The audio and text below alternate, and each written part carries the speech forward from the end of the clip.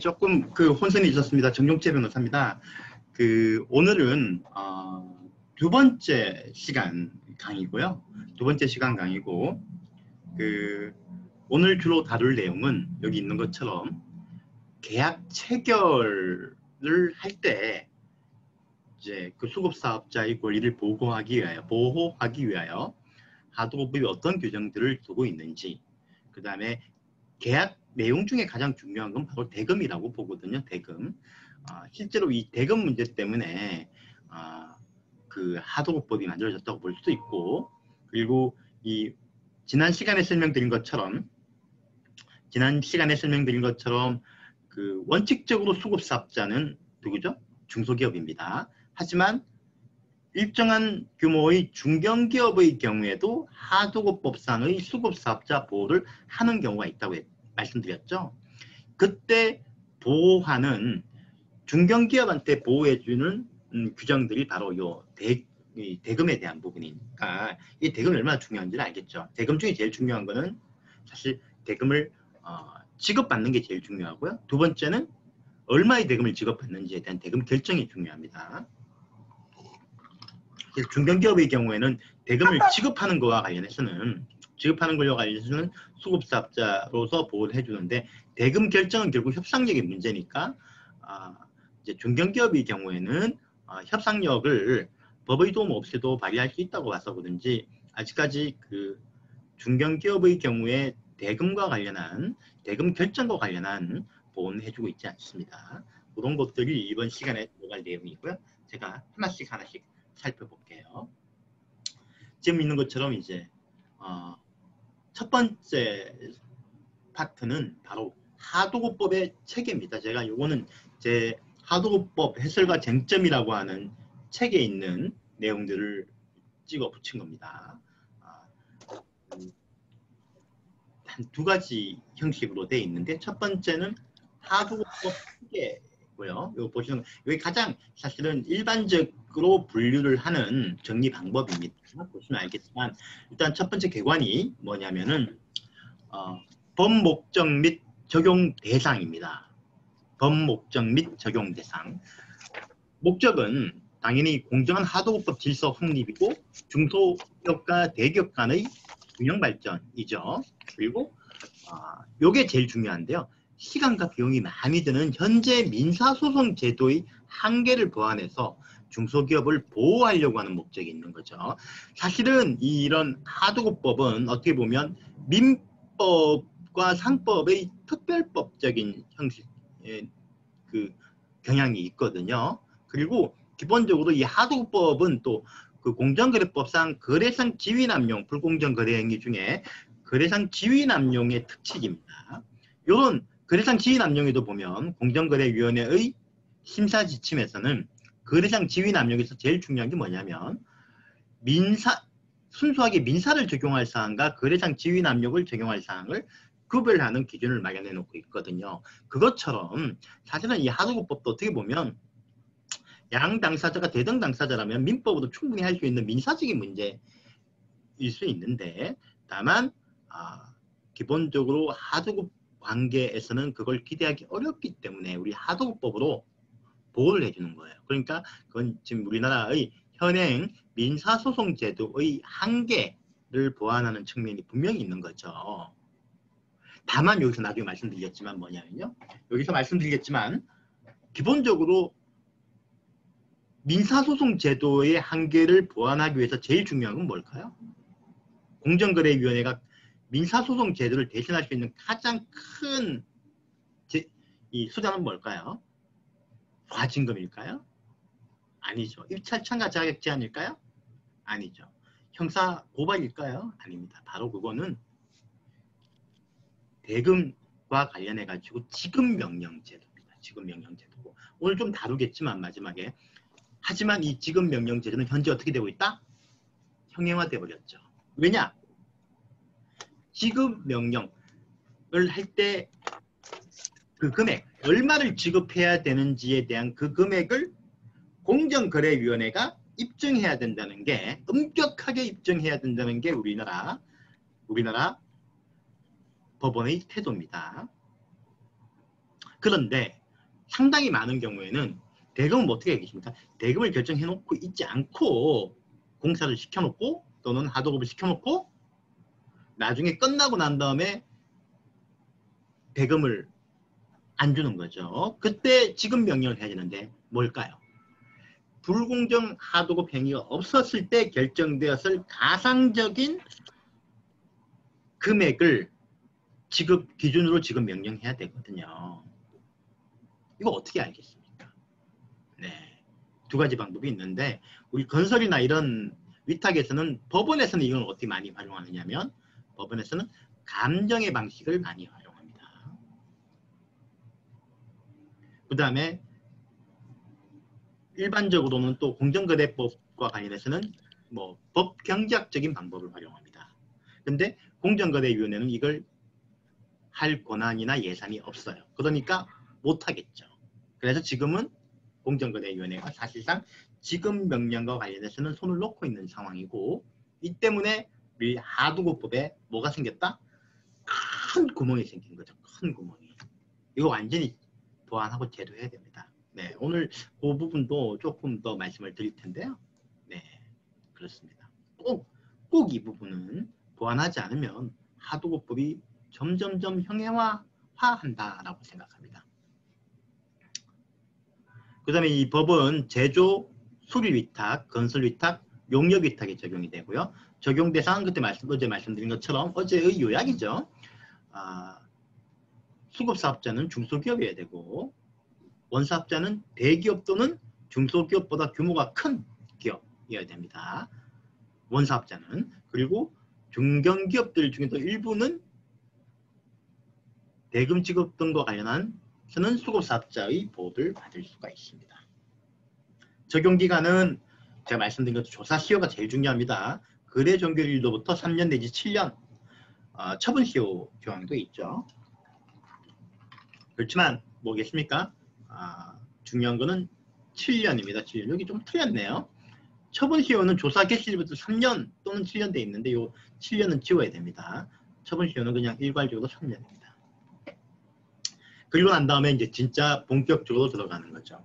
여기에 하도급법의 뼈대와 핵심이 되는 내용이 있는 거죠. 뭐냐면 하도급법은 기본적으로 뭘까요? 원사업자에게 어떤 의무를 지우고 책임을 지우고 못하게 하는 겁니다. 이게 바로 핵심입니다. 원사업자를 뭔가 못하게 하는 게 이게 바로 핵심이거든요. 그 다음에 두 번째는요. 가끔 발주자한테도 책임을 지우는 게 있습니다. 발주자한테도 책임을 지우는 게.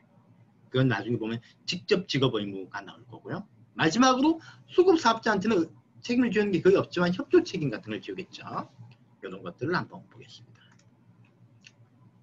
여기 뭐 먼저 보시면요.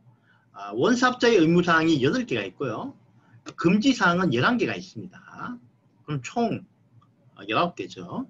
첫 번째가 서면 교부 의무. 두 번째가 선급금을 지급해야 된다는 의무. 선급금은 어떨 거냐면 발주자가 원사업자한테 선급금을 주면 그 내용과 비율에 따라 줘야 되는 거예요. 근데 만약에 발주자한테 선급을 못 받으면 원사업자가 선급금을 줄 의무는 없는 거죠. 왜냐하면 신용장을 내국 신용장을 개설해 줄 의무가 있고요. 그 다음에 검사 및 검사 결과를 통지해 줄 의무가 있고요. 검사는 목적물 수령일로부터 10일 내에 검사하도록 되어 있는 거고요. 하도급 대금을 지급할 의무가 이건 당연한 거죠. 민사적으로. 다만 여기서 중요한 건 뭐냐. 발주자로부터 받은 날로부터 15일 발주자하고 받은 날하고 관계없이 무조건 60일 이내 짧은 날 주게 돼 있는 거고 안 주면 지연이자 15.5%의 지연이자 이거 15.5%의 지연이자를 지급해야 되고요. 네. 어음이나 어음 대체 결제 수단으로 지급하는 경우에는 일단 60일이 되기 전까지는 기간 발행일로부터 만기까지 7% 어음은 7%의 할인율을 줘야 되고요. 그 다음에 어음 대체 지급 수단은 뭘 줘야 되냐면 은행 금융기관하고 협의된 바에 따른 할인료를 지급해야 됩니다. 그 다음에 건설 하도급 대금과 관련해서는 지급 보증을 줘야 돼요. 왜냐하면 원사업자가 돈을 안 주면 지급 보증을 해서 받을 수 있게. 이와 관련해서 실무조 동시 이행 의무로 있는 것은 뭐냐면요. 뭘까요? 수급사업자는 또 원사업자한테 보통 뭘 하게 돼 있죠? 네. 계약 이행 보증, 승급급 이행 보증 같은 걸 또 같이 양방향에서 하게 돼 있습니다. 그 다음에 관세 등을 환급받게 되면은 꼭 수급사업자한테 지급하도록 되고, 요거는 이제 그 수출용 물품과 관련한 제조 위탁이고요. 그 다음에 설계 변경에 따른 하도급 대금 조정 의무. 이거 요즘 아주 중요합니다. 설계 변경에 따른 하도급 대금 조정 의무이 뭐냐면, 요거랑 그 밑에 있는 납품 단가 조정 협의 의무가 있는데요. 요게 헷갈리는데 중요합니다. 뭐냐면 설계 변경 등에 따른 하도급 대금 조정 의무는 뭐냐면요.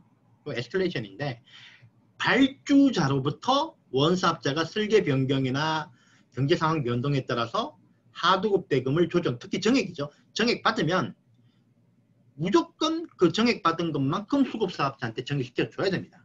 안 해주면 법위반이죠. 그리고 정액 받은 날로부터 15일 이내 통지해 줘야 되고요. 근데 이 납품 단가 조정 협의 의무는 뭐냐? 이건 뭐냐면요. 원사업자가 발주자한테 조정을 안 받더라도 이거는 무관하게 원가가 변동되는 요인이 발생하면 수급사업자는 원사업자한테 대금 조정을 신청할 수 있습니다. 그 조정이죠, 조정. 그래서 무조건 원사업자는 이 조정에 응해야 됩니다. 응하지 않으면 어떻게 되느냐?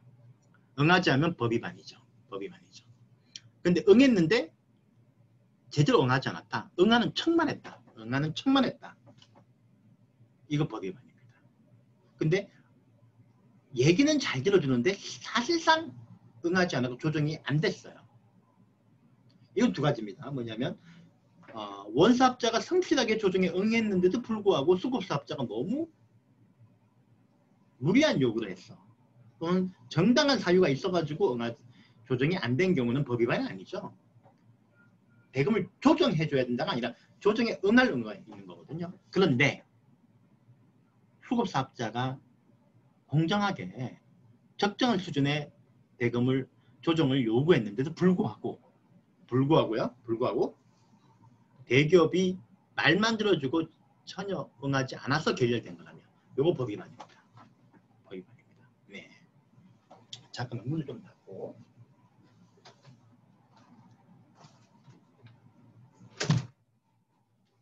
그냥 아무래도 제 방이 조금 더 편해가지고 제 방에서 하고 있는데 그런 법위반입니다. 이걸 모르는 경우가 많아요. 반드시 이 부분은 제가 보니까 이거는 그 공정거래위원회든 행정관청이든 간에 이 부분에 대해서는 상당히 좀 강한 태도를 보여서 조정을 했는데도 불구하고 안 됐다. 그러면 이게 누구의 책임인지를 꼭 따지셔야 됩니다. 따져가지고 원사업자가 조정에 응하는 척만 하고 실제로 무리하지 않은 요구, 정당한 요구에도 불구하고 안 해줬다. 특히 또 있죠. 이 조정은 원칙적으로 수급사업자가 하는 거지만 중소기업 협동조합을 통해서도 할 수 있어요. 근데 이제 중소기업 협동조합들이 사실 성립이 안 돼 있는 경우가 많이 있죠. 그러니까 아마 지금 개정안은 뭐냐면 중소기업 중앙에도 대신 조정 신청을 할 수 있는 것처럼 바꾸고 있는데, 그래서 만약에 이런 기관들이 하는 경우에라면 더 명확할 거 아닙니까? 그렇죠? 그래서 그런 경우는 꼭 나중에 이 부분은 제가 보기에 공정거래위원회가 앞으로 좀 더 심도 있게 연구해서 적용을 시켜야 되는 부분입니다. 특히 올해 상반기에 올해 요즘 뭐가 있죠? 유동성이 엄청나게 풀리면서 실물 가격이 엄청나게 올랐죠. 특히 철강, 알루미늄 이런 건설 자재의 가격이 엄청나게 올랐습니다. 엄청나게 올랐단 말이에요. 그래서 조정 신청이 많이 들어요. 내가 작년에 6월 달에 하도급 계약 대금 할 때는 원자재 가격이 요만큼이어서 요것만 받으면 된다고 계약을 했는데 지금 공사하다 보니까 앞으로 들어갈 비 이만큼이다. 그래서 이 돈 가지고 건설하면 나는 망합니다. 올려주세요. 이러면은 이제 이 대기업들 원삽자가 싫다. 계약은 계약이니까 지켜라. 라고 하죠. 이게 뭐죠? 계약은 계약이니까 지켜라. 이거 어디서 많이 봤죠? 네, 샤일록이라고 있죠. 샤일록. 베니스의 상인에 나오는 바로 그 모습이죠. 하지만 하도급법에서는 계약은 계약이니까 지켜라가 반드시 맞지 않는 거죠. 왜냐하면 이때 그러면 수급사업자 뭘 해야 될까요? 아, 살려주이소 이런 거 하면 안 됩니다. 하면 안 되고 당당하게 법적으로 하도급 대금 조정 신청서를 딱 들여서 밀어야 되는 거죠. 그러면 이제 원사업자가 이제 엇박하겠죠. 아니 이 친구가 공부를 좀 했나? 이러면서 확 쫄겠죠. 그러면서 그때 어떻게 할까요? 자기 또 조언을 막 받고 난 다음에는 응하는 척은 해야지 법 위반이 아니다. 그래가지고 응하는 척을 할 거란 말이에요. 하지만 실제로 들어줄 생각은 있다 없다? 1도 없죠. 1도. 그때 당시에 계약을 체결할 때 있었던 원가표하고 견적서들이 있지 않습니까? 지금의 원가표 견적서를 딱 만들어가지고 두 개를 딱 대비해가지고 갖다 밀어버리는 거죠. 그래서 이거 올려주지 않으면은 성실하게 조정에 응할 의무 위반이다라고 들이대는 겁니다. 그러면 이제 수급사업자는 아이고 임자 만났네 이러면서 그때 올려주는 거죠. 네, 제가 여러 번 해봤는데 처음에는 무조건 왜 올려줘야 되는데 이런 배째기 전략으로 나가거든요. 그 두 번째로 조정 신청을 딱 넣으면 조정은 응했고요 하면서 코후비기 전략으로 나가는 겁니다. 나가긴 나가는데 그냥 시간만 끄는 거죠.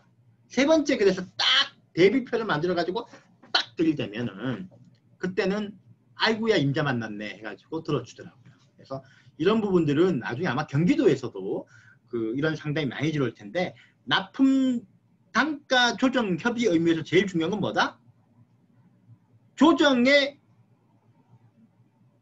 깨졌을 때 누구 책임인지를 보고 원사업자가 불성실하게 해가지고 깨진 거라면 이거는 법 위반으로 잡을 수 있다라고 조언을 해주시면 수급사업자가 힘을 많이 줄 겁니다.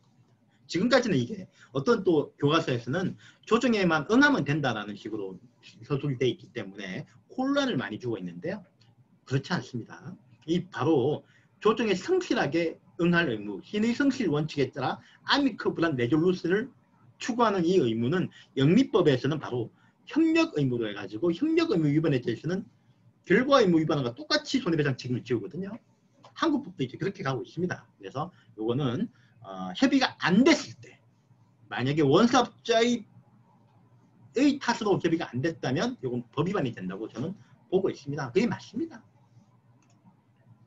자, 한번 갈까요? 아주 제가 조금 너무 흥분했는데 제가 이 부분은 조금 흥분을 했습니다. 왜냐하면 이 부분이 제일 중요한데 제대로 안 되고 있어서 그렇거든요. 자, 원사업자의 금지사항 11가지. 부당 특약, 표준 하도급 계약서를 쓸 때 거기에 특약은 넣을 수 있죠. 개별적인 상황에 맞춰가지고. 근데 수급사업자한테 부당하게 불리한 조항을 넣으면 그거는 부당 특약이다. 라는 거죠. 그 다음에 부당 하도급 대금 결정 금지. 이거 오늘 합니다. 그 다음에 대금을 주면서 물품을 강제로 사게 하는 거.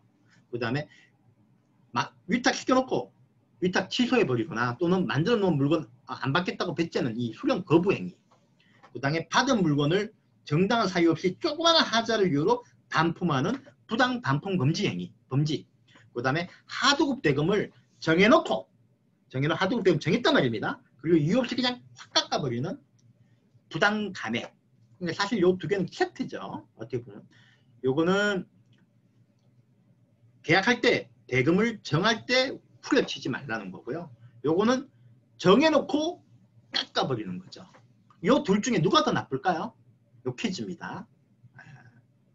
제가 상품을 드릴 수는 없고 요거 사실 이거 아주 어려운 문제는 뭐 나중에 그 맞추신 분들에 대해서는 뭐 또 도 차원에서 1계급 특진이라든가 이런 게 있을 수 있나요? 근데 저는 뭐 그런 건 없고 뭘까요? 요 두 개 중에 뭐 제가 제 하도급 책을 한권 보내드리겠습니다. 뭐가 더 나쁠까요?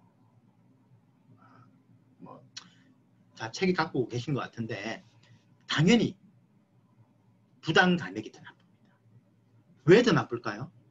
네, 전도연이 답을 얘기했어요. 전도연 씨가 하녀라는 영화에서 이 답을 얘기했어요. 뭘까요? 그렇죠. 줬다가 뺏는 게 더 나쁜 거잖아요. 그렇죠. 네. 이거 정해놓고 더 깎아버리는 거니까 이게 더 나쁜 겁니다. 그리고 이게 더 적발하기가 쉬워요. 그 다음에 물품 대금을 할 때 부당결제 금지, 그 다음에 경제적 이익의 부당 요구 금지. 뭐 이거는 정말 뭐 납품을 하면서 뭐 기부를 하도록 한다든가 또는 사적으로 요 머니를 달라고 한다든가 이런 겁니다. 향응을 요구한다든가. 그 다음에 기술 자료의 부당 제공 요구 및 유용 금지. 기술 자료는 사실 수급 사업자의 기술 자료를 얘기하는 거예요. 수급 사업자의 기술 자료, 수급 사업자 거잖아요. 이거는 나의 핵심적인 지적 재산권인데 이걸 하도급 거래를 한다는 이유로 원사업자가 달라고 한다. 원사업자도 필요할 수가 있죠. 필요 최소한도 필요할 수 있습니다. 하지만 막 주면 어떻게 될까요? 그걸 가지고 지가 사용하거나 또는 자기 다른 납품업자한테 줘가지고 사용하는 유용이 생길 수가 있죠. 그러면 이때 나중에 유용을 했으면 소송을 제기해야 되지 않습니까? 그럼 증거가 있어야 되죠. 이 기술이 바로 내 기술이었다. 내 기술을 뺏긴 거다, 훔친 거다라고 할 때 입증할 때 뭐가 필요할까요? 네.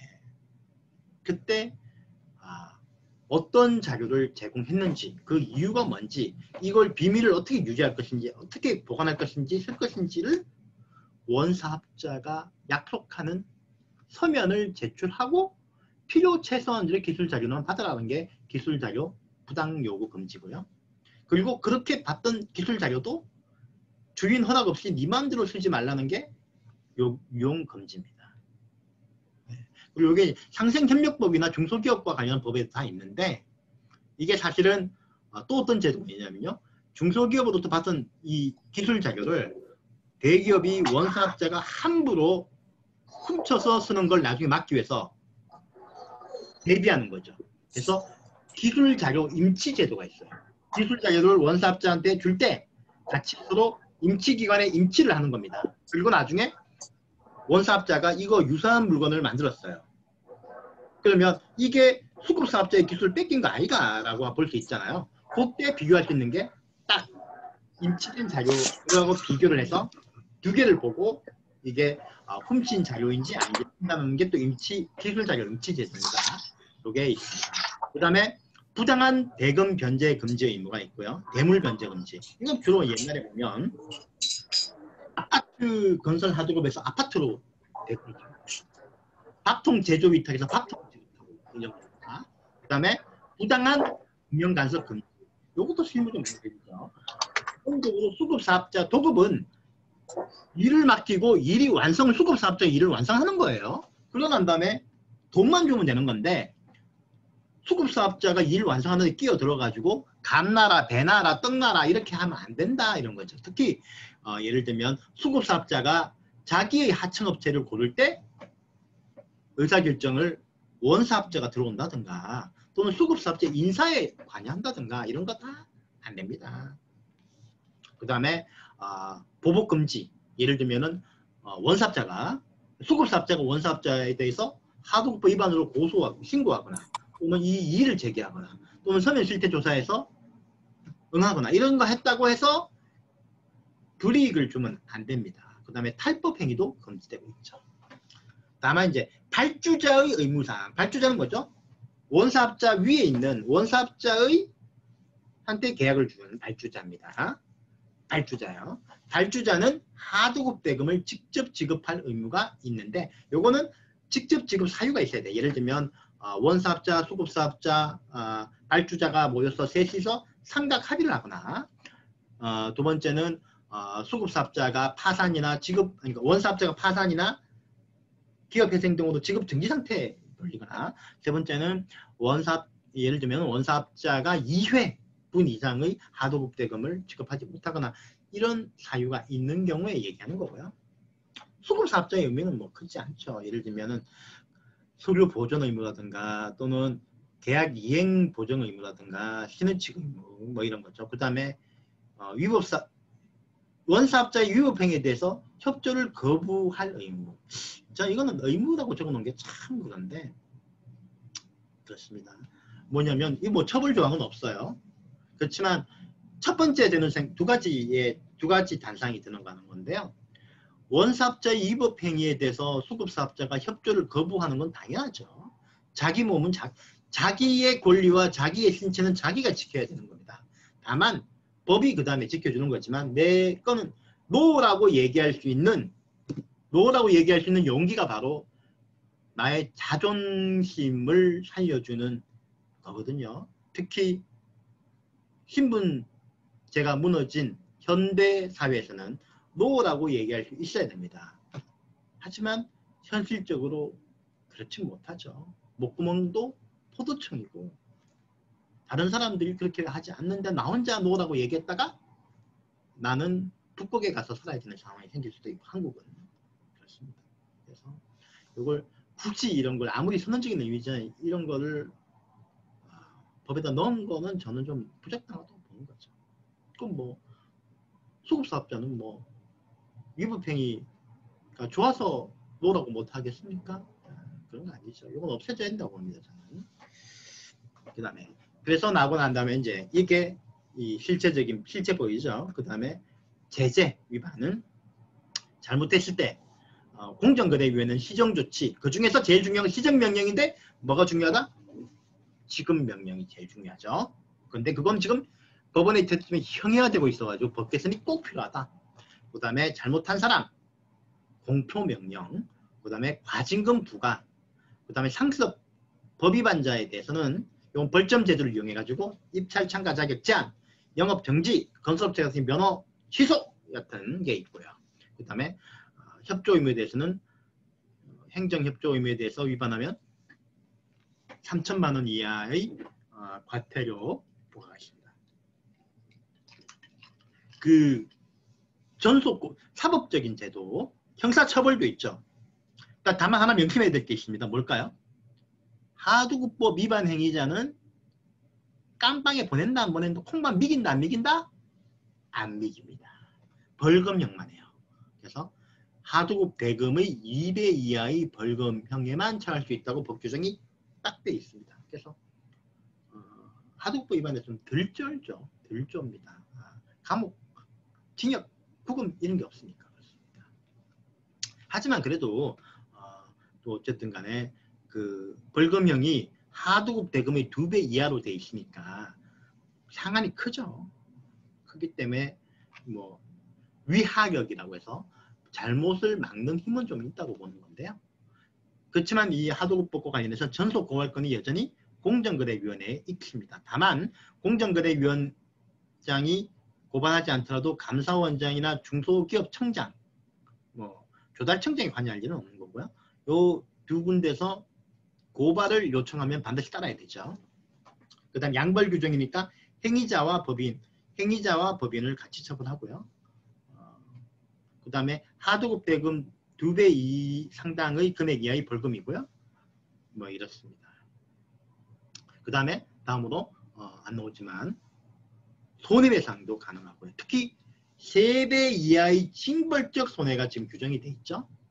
어떤 행위? 부당대금 결정, 부당감액, 보복행위, 부당특약, 또 뭐 있습니까? 기술유용, 이런 아주 가장 악성이 강한 행위에 대해서는 3배 이하의 손해배상이 가능하다고 규정이 되어 있는데 우리 법원은 이런 행위에 속하더라도 악성이 엄청나게 강해가지고 징벌을 매겨야 될 상황이 있는 경우에만 징벌적 손해배상을 하고 있다라는 엄격한 태도를 취하고 있습니다. 나중에 그 부분에 대해서 좀 잘 설명을 드릴게요. 이렇게 하면은 하도급법이 이제 끝난 거죠. 네, 그럼 폐강해야 될까요? 폐강은 아니고요. 폐강은 하면 안 됩니다. 왜냐하면 요거는 이제 기초고 요걸 상대로 좀 살을 붙여 나가야 되는 거니까 그래야지 하도급법 전문가로서 하산할 수 있죠. 요것만 알고 난 다 배웠다라고 하산하시면 안 됩니다. 그리고 요거는 이제 같은 건데 요건 재분류법으로 계약 단계별로 이걸 좀 정리를 해봤어요. 뭐냐면 전체를 알고는 이 법은 뭐냐면 하도급법과 시행령, 그 다음에 공정거래위원회의 하도급 공정화 지침이 있습니다.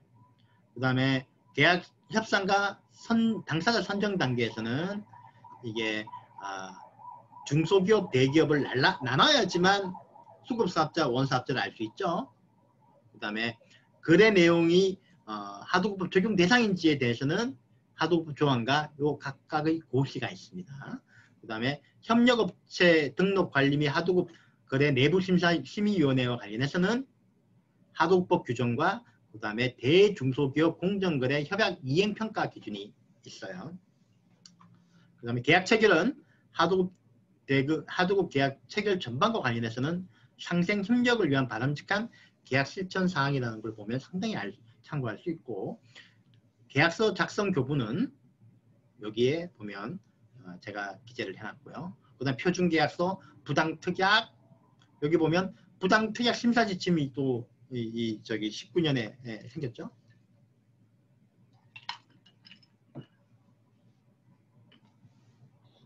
그 다음에 부당대금 감액, 결정 감액, 그 다음에 요런 여기 결정에 보면은 돈을 지급할 때 부당 구매를 강제하지 말고 부당 결제 금지하고 조기 결제 청구를 금지시키는 거, 그 다음에 별도의 부가적인 서비스나 또는 이익을 제공하지 못하게 하는 거, 설계 변경에 따른 하도급 대금을 정액시키는 거, 그 다음에 하도급 대금 조정 신청을 하는 방법, 그 다음에 목적물 수령할 때의 의무들을 이렇게 쭉 제가 요거는 제 방식대로 해놨습니다.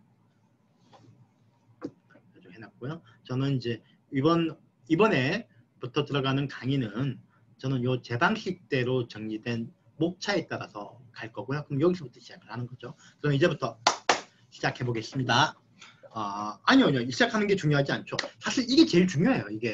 이거만 알면 뭐 한 절반은 다 한 거죠. 그 다음에 이제 요걸 했기 때문에 오늘 해야 되는 계약서 작성, 서면 교부, 부당 특약, 하도급 대금, 결정과 관련해서 이제 강의를 세부적으로 하겠다 이런 얘기입니다. 제가 박수 쳤다고 해가지고 이거 중요하지 않다는 뜻 절대 아닙니다. 제가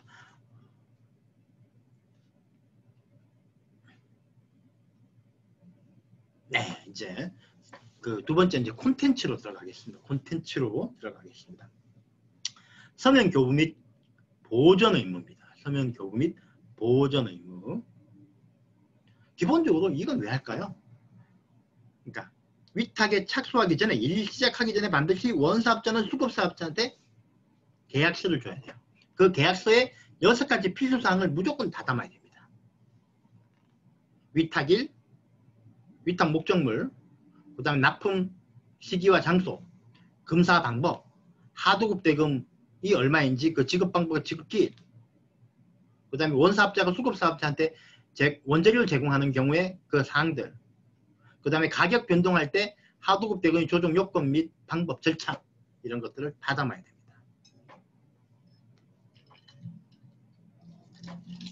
여기서 하나라도 빠지면 불완전 서면 교부가 돼서 법 위반이 되는 거죠.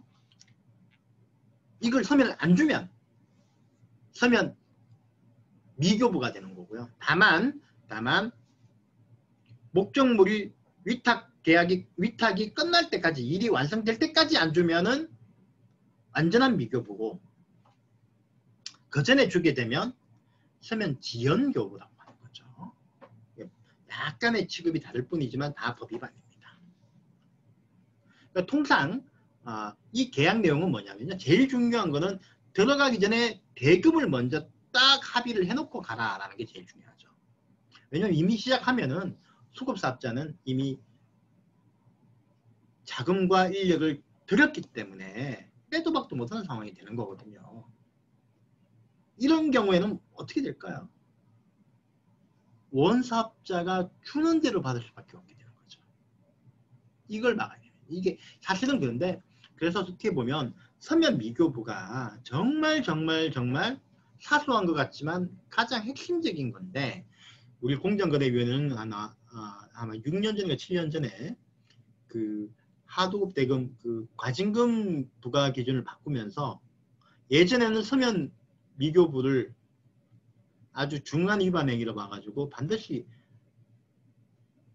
그 과징금 부과 대상으로 삼았었는데요. 그거 빼버렸어요. 그리고 난 다음부터는 서면 미교부는 사실 경미한 위반 행위처럼 되고 있습니다. 하지만 제가 분명히 말씀드릴 수 있는 거는 지금 하도급 업계에서 가장 문제가 많이 생기고 악질적인 행위가 뭐냐면 하도급 대금을 결정 안 해주고 잘 해줄 테니까 일단 급하니까 공사 먼저 들어가라.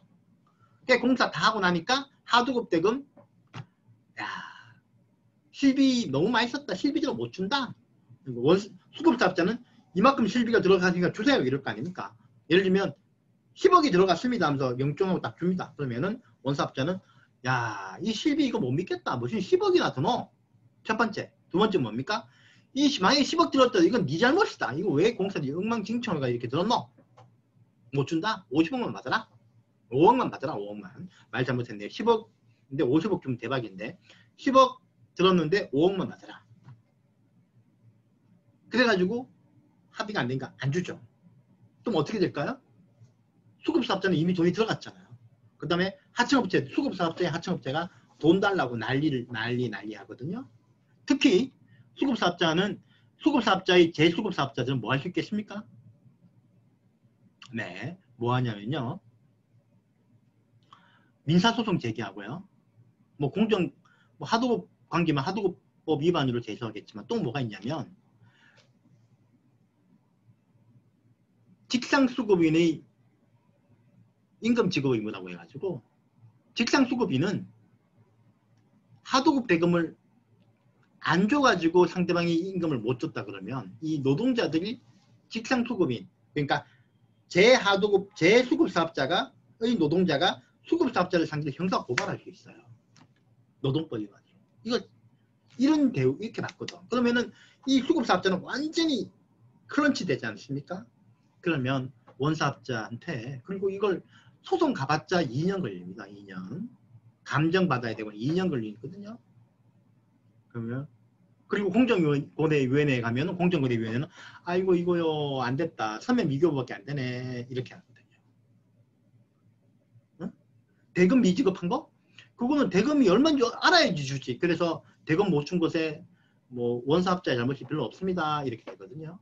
이렇게 하는 사람들이 있어요. 제가 보기에는 이건 법 위반인데 하는 사람들이 있어요. 이렇게 되면 수급사업자는 그냥 방법이 없습니다. 살기 위해서 눈물을 머금고 5억 원이라도 받아가지고 자기 돈 보태가지고 처리해야 돼요. 안 그러면 근로기준법 위반으로 잡혀가는데요. 그리고 부도납니다. 부도. 그런데 이걸 공정거래위원회는 서면 미교부밖에 안 되네 이러면서 방치를 하고 있는 거죠. 이 법 개정해야 되고 그 다음에 공정거래위원회의 이 안일한 태도도 정말 문제가 있어요. 열심히 하시는 기관인데 이런 부분들은 많이 아쉽죠. 저는 이거 나중에 설명드리겠지만 이거 법 위반 됩니다. 왜냐하면 우리 대법원 판례 중에 건설이나 기타 등에서 대금을 정하지 않고 위탁이 이루어진 경우에는 상관념에 따라서 들어간 실비만큼 정산해 주기로 하는 합의가 있었다고 볼 수 있다. 라는 판결이 있습니다. 이 판결에 따르면 실비만큼 지급해야 될 의무가 있는데 실비를 지급을 안 하는 거는 하도급 대금 미지급이고 지급명령 대상이 되는 거죠. 그러면 실비가 맞는지 얼마인지는 그거는 사실은 영수증이나 이런 걸로 충분히 입증하고 검증할 수 있는 거죠. 네, 물론 그걸 나중에 법원이 불인정하고 이런 거는 또 다른 문제입니다. 법원도 기본적으로 하도급 공정거래위원회가 민사적인 문제까지 이렇게 들어오는 것을 별로 좋아하지 않는 것 같고 그렇기 때문에 입증 책임을 매우 엄격하게 인정한다는 명분하에 공정거래위원회의 처분을 제동을 거는 경향이 없지 않습니다. 없지 않지만 뭐 그 부분은 극복해야 되는 거죠. 하는 거고 그렇게 보호할 수 있는데 안 하고 있는 게 문제죠. 그래서 이런 서면 교부 의무는 사실 그렇고 사전에 이제 서면을 거부해야 되고요. 법정 기재사항을 모두 기재할 수 없는 정당한 사유가 있는 경우에는 서면 교부의 예외가 인정이 되지만 정당한 사유에 대한 입증 책임은 원사업자한테 있습니다. 그리고 이전에는 이 시절에는 이런 미교부와 뭐 또 불완전 교부 이런 것들에 대해서 많은 판례들이 나와 있었는데 그게 왜 판례가 있을까요? 그때는 서면 교부 의무 위반이 매우 중한 의무가 돼가지고 위반 행위가 돼서 과징금 부과 대상이었거든요. 근데 최근에는 고시가 개정되고 난 다음에는 과징금 부과 대상이 빠지니까 그 다음부터는 경한 위반 행위처럼 돼가지고 아까 말씀드린 경우 있지 않습니까? 이런 경우에는 보통 서면 교부 의무 위반만 있다고 하면은 원사업자가 일정한 금액을 본인이 공탁하면 예를 들면 아까 얘기했던 10억 원이 들었는데 5억 원만 주겠다라고 해서 싸운 경우 있죠. 이때 서면 교부 의무 위반만 있고 그 다음에 어쨌든 대금이 결정이 안 됐긴 하지만 미지급한 건 맞잖아요. 그렇죠? 이때 원사업자가 한 5억 원에서 조금 플러스 알파 해가지고 공탁하면 공정거래위원회가 아이고 저기 하도급 대금은 이 공탁이 됐고 나머지 부분은 민사에서 결정하이소 하면서 서면 미교부는 경한 처분이니까 경고 처분만 하고 사건 종료시켜버립니다. 심의 절차 종료시켜버립니다. 이렇게 되면 수급사업자는 완전히 거친 말로 얘기하면 속된 말로 마탱이가 가는 거죠. 민사 가면 못 이깁니다. 그리고 민사 2년 들고 변호사 비용하고 감정비용 엄청나게 들어요. 건설 감정 보통 1,000만 원, 2,000만 원, 3,000만 원씩 들어갑니다. 그렇죠. 그래가지고 요즘은 서면 미교부와 관련해서 다투는 일이 별로 없어요. 별로 중요하지 않다고 생각하는 거죠. 왜냐하면 원사업자가 서면 미교부로 제재를 받고 소송을 해야지 판례가 쌓이잖아요. 근데 원사업자들이 별로 제재 2년에 이거 그렇게 안 다투거든요. 별로 중요하지 않으니까. 문제가 많습니다. 뭐 위반행위 요원도 마찬가지입니다. 과거에는 서면 교부 의무를 제일 중요한 미교부, 늦게 주는 지연교부, 서면 지연교부, 그 다음에 좋긴 좋지만 빠져먹은 불완전 서면 교부로 해서 세 가지 유형으로 하고 자진 시정이 되는지 안 되는지를 가지고 따졌는데 그거는 예전에는 중한 처벌이 이루어졌기 때문에 지금은 별로 중한 처벌이 안 이루어지니까 뭐 이거 별로 그렇게 중요하지 않은 거죠. 그 다음에 설계 변경, 추가 변경, 추가 위탁인 경우에도 반드시 서면 교부를 해야 됩니다. 여기 이런 것처럼 공정거래위원회는 이런 경우에 서면 미교부만 인정하고 하도급 대금도 미지급도 아니다라고 보는 경향이 있는데 이거 매우 잘못된 법 해석이고 수급사업자의 지위를 매우 불안정하게 하는 문제가 있는 지금 관행입니다.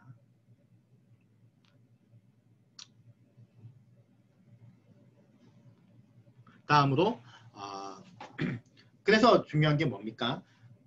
지금같이 공정거래위원회의 서면과 관련한 소급적인 태도에 비춰보면 수급사업자는 뭘 해야 되겠어요? 반드시 계약서를 써야 돼요. 계약서를 써야 됩니다. 수급사업자가요? 아무리 계약서를 쓰자 해도 원사업자가 안 써주면 어쩝니까? 그때 요 제도를 이용하는 거죠. 안 써주면 수급사업자가 계약서를 씁니다. 초안을 써가지고 원사업자한테 이대로 계약하는 거 맞지요? 라고 던지면 원사업자가 15일 이내로 기다 아니다 답을 해야 됩니다. 답을 안 하면 수급사업자가 보낸 대로 계약이 성립된 걸로 추정하는 제도죠. 강력합니다. 그래서 요걸 꼭 이용해야 됩니다. 이 제도를 이용해야 되고요. 그 다음에 서면 서류 보존 의무가 있고요. 그래서 거래 종료일부터 3년간 보존하고 기술 자료와 관련해서는 7년간 보존하도록 하고 있는 제도고요. 여기에 있는 것들은 이 보존해야 되는 서면 서류들을 제가 열고 있는 건데 한번 보시고요.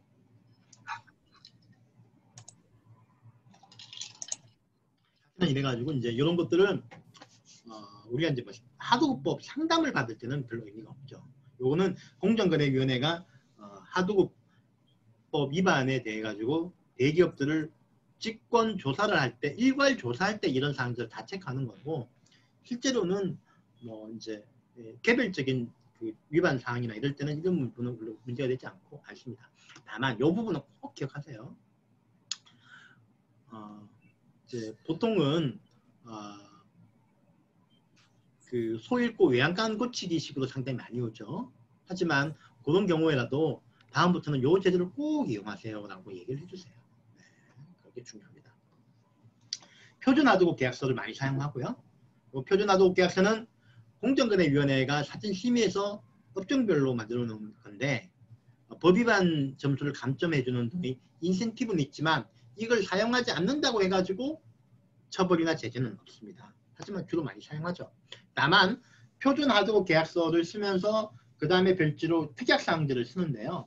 이 특약사항들에서 수급사업자한테 부당하게 불리한 것은 부당특약으로 금지가 됩니다.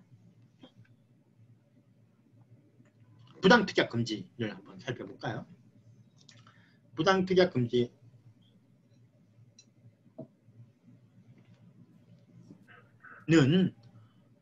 요즘 이게 이 부당특약 금지가 의외로 많이 발생을 하고 있고요. 근데 부당특약의 의미는 수급사업자의 이익을 부당하게 침해하거나 제한하는 거래 조건을 의미합니다. 그리고 하도급법 3조의 4, 1항, 2항에 있는데요. 두 가지 규정을 잘 봐야 되죠.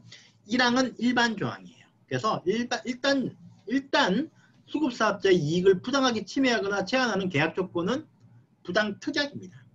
이 일반 원칙이고, 다만 이걸 뭐 모든 조항마다 이걸 다 판단하기는 너무 힘들고 그렇죠. 그래서 예시적으로 특정한 유형에 대해서는 무조건 부당특약으로 보는 간주조항이 있어요. 그러니까 2항에 열거된 유형에 있으면 부당특약인 건 명백하죠.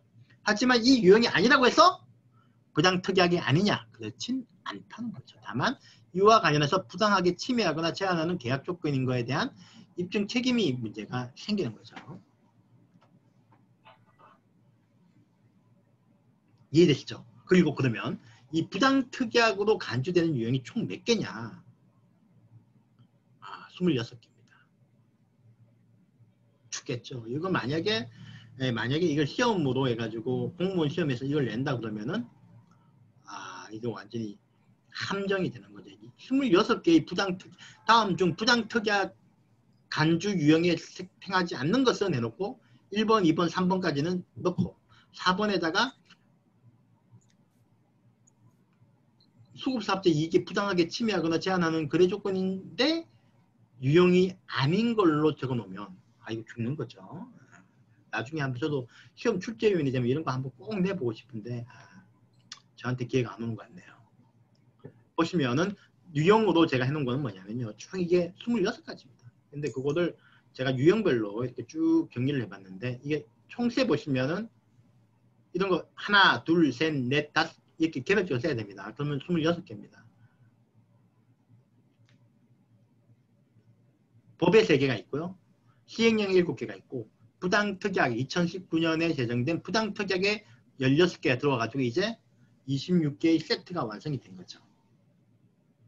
들어가기 전에 마지막으로 부당특약을 하면은 하도급법 위반이라 가지고 제재받죠. 과징금 이런 걸 받습니다. 그리고 중대한 위반 행위이기 때문에 3배 이하의 징벌적 손해배상 대상이 됩니다.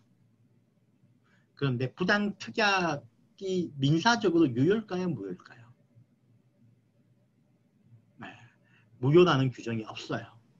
그래서 일단은 유효라고 봅니다. 웃기죠? 물론 유효라도 그걸 위반한 경우에는 불법행위 책임을 질 수 있기도 합니다. 그러니까 뭐 소급사업자한테 방법이 없는 건 아닌데 나중에 제가 보여드리겠지만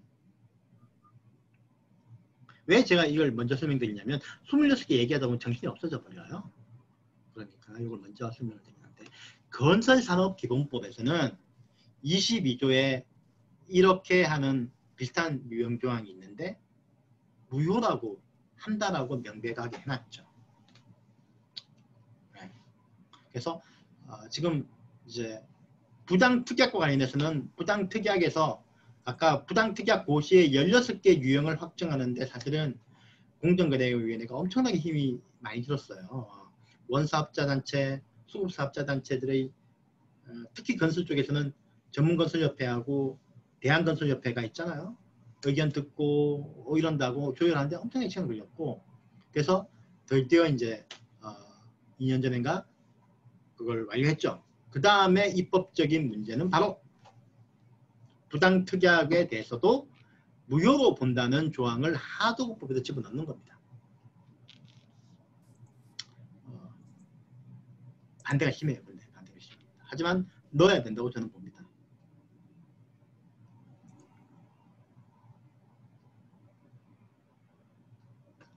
자, 그래서 이제 이 26개의 부당특약을 간단하게만 설명드리겠습니다.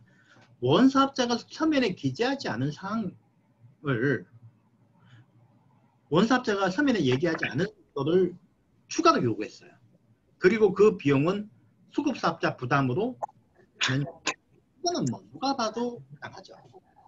사실 부당특약인지 아닌지는 온전한 상식과 양심만 있어도 알죠.